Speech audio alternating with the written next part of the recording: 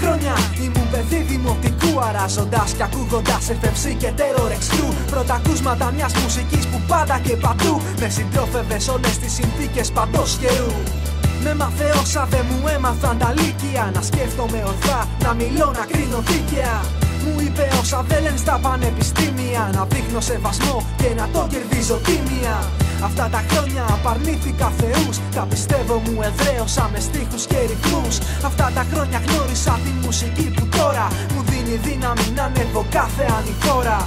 Αυτά τα 10 χρόνια έχω παραστεί σε lives καλλιτεχνών που έχω ακούσει και εμπνευστεί. Είμαι Σκούμπρια, Ράζα Σταρ, DXC, FFC, active member, παρεμβολές, άγνωστοι γνωστοί. Σ' όλους εσάς ένα μεγάλο ευχαριστώ, ειλικρινά ήσασταν πάντα δίπλα μου. Κι ας μην έτυχε να γνωριστούμε προσωπικά. Και τι να λέει, ήσασταν εκεί κάθε φορά που σας χρειαζόμουν πραγματικά. Και τώρα έχει φτάσει η δική μου σειρά.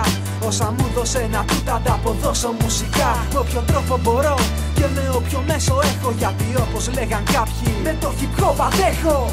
Τόσα χρόνια μου δίνει κι όσα κι αν δώσω, δεν πρόκειται ποτέ μα ποτέ να το ξεπληρώσω. Γιατί αλήθεια πως να ίσως τα κλείσουνε τα χρήματα. Μαθήματα ζωής μοναδικά κι ανεκτήμητα. Στράιντερ άψοδος φιλόλογος 2006, εκπροσωπώντας την αλήθεια σε κάθε πτυχή. Στράιντερ άψοδος φιλόλογος 2006. Σε μια τόση στιγμή